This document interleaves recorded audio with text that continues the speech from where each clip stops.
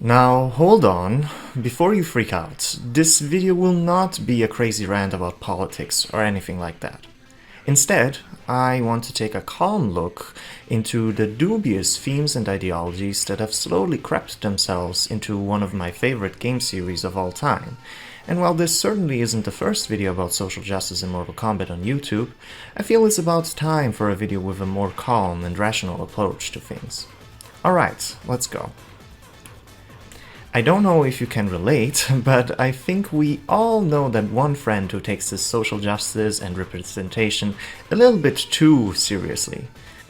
And personally, as a gay man, at first it certainly is nice to know that you have a friend who values gay rights and other social issues highly.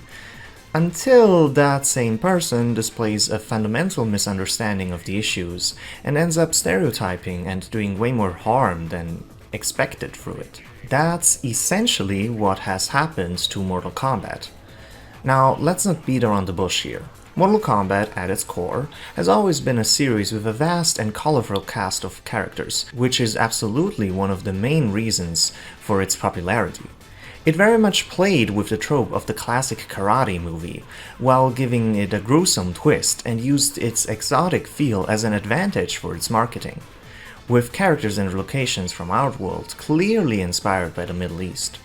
But Mortal Kombat is not only one of the world's most popular and well-received series on the planet, it also has a huge and very vocal fanbase in the LGBT community. This should come to no surprise. While the exterior of Mortal Kombat remained this cheesy, dumb, and over-the-top B-movie with characters in spandex, the actual lore of what is happening in these worlds has gotten deeper and deeper as the series progressed. This also rings true for the female characters, who, while always marketed as just sexy ladies in an edgy game about chopping people's heads off, faced very real and relatable issues in the actual plot of Mortal Kombat, and therefore have been welcomed into the fanbase's hearts. The passion for characters like Melina and Sindel, which coincidentally are two of my favorite video game characters of all time, can be felt anywhere you look at in the Mortal Kombat fandom. This inherent dissonance has always been a problem in the early games, but had reached new heights when Mortal Kombat was rebooted in 2011, with Mortal Kombat 9. This new start of the series was a mess for every single female character. They all looked and behaved like horrid Barbie dolls trapped in a movie that forced them to take everything that serious, while they expect to be taken seriously as well, while looking absolutely ridiculous and even getting some rather weird comments thrown at them by the male cast. It's an honest-to-God disaster, and certainly wasn't what a modern interpretation of Mortal Kombat could have been. More than anything, however, this restart of the events brought two new elements into the mix, which will come up later: oversimplification and nostalgia bait. The oversimplification wasn't really that bad at first. The characters' backstories had gotten so extensive at this point that it was really hard to keep track. However, this would introduce a vast array of retcons and plot holes, which made fans hope that this would be a one-and-done reset of events. This is where we get to MKX, where things truly become interesting, because the more reduced plot of MK9 was greatly utilized in crafting a more modern and coherent Mortal Kombat story. And sure, there were still many issues with the game first publishing a long series of comics and then swiftly ignoring or changing almost all of what happened inside, but what was in it was all crafted in true Mortal Kombat fashion. It again was able to tell more mature stories that were outside of cliches and stereotypes, especially with characters like Sonya Blade, and the introduction of Mortal Kombat's first gay character, Kung Jin. This represented an absolute high point for tasteful representation in media, and caught many completely off guard. Characters like Melina and Tanya were also revealed to be part of the LGBT, and the way this was portrayed both made sense and felt like a natural integration to the story, as did Kun Jin. His struggles didn't all relate to his sexuality, but it undoubtedly was a central part of who he was, and influenced his personality. This game also expanded on its already rich lore through the funny banter at the start of a fight between characters, who were kept mostly canon, and even changed depending on which skins the characters were using. It's here too where characters like Jax are able to explore the deep conflicts they have going on with themselves and others in the world. No character truly feels black and white, despite clearly being a villain or a hero.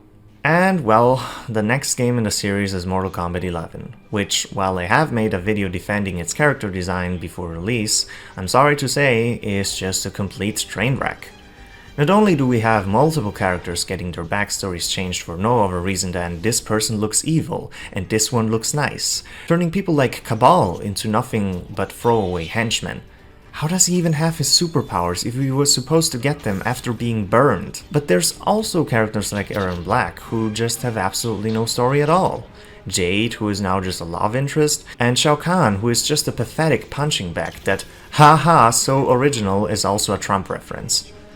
Unfortunately, this also bleeds into the story, which essentially just boils down to nostalgic characters doing cool poses to impress someone, I guess, before literally everything that has ever happened is undone and essentially the whole MK series is retconned. Oh, and since we are on the topic of retcons, they also ruin intro dialogues and banter. MK11 has made so many outrageous changes to the characters that we honestly don't know what actually happened and what didn't. It's completely random shit too, like Kotal Khan suddenly having had sex with Devora. Devora? How's that even physically possible? Kung Jin, while not being a part of the game for obvious gameplay reasons, let's be real, he was pretty boring to play, is mentioned in a tasteless intro dialogue and essentially reduced to being the gay cousin. Ridiculous.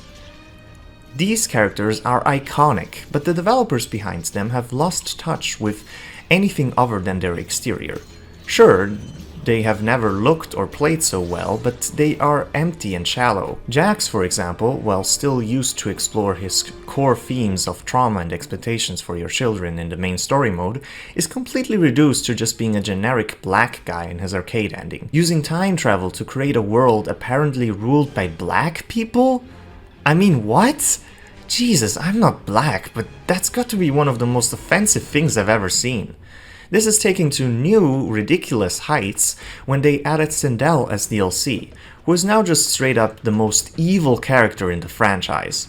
Having apparently murdered her husband to gain political strength, hating her daughter, and only wanting sex and money. The only reason we're given for this change is that she looks evil, so they made her evil.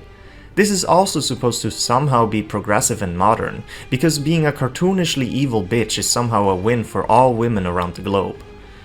And look, I get what they are trying to do here up to a certain point. I really do. Characters like Jax, and even more so Sindel, revolve around being the victim of vicious acts done against them. But stories of victims rising above their trauma, above the horrific acts done against them, are what is truly inspiring about them. The original version of Sindel is a rape victim who was driven to suicide by the tyrannical ways of Shao Kahn, but later got to reclaim her daughter and her realm, all while staying true to who she is, what she loves, and what she is fighting for, becoming much more than what has happened to her. I think NetherRealm Studios has lost touch with what representation and social justice is about. It's not about making characters perfect, or powerful, or clean-cut. Mortal Kombat's messy and long-winded approach to backstories was already perfect for representing the complicated struggles different minorities face. There's no need to reduce anyone to just one trait. This new approach just reminds me of the kind of people we talked about at the start of this video, filled with ignorance and somehow thinking this is a way of making the most money. Also, who the fuck killed Sindel's husband then? With her saying that it was her now, we literally have 4 characters claiming to have killed him.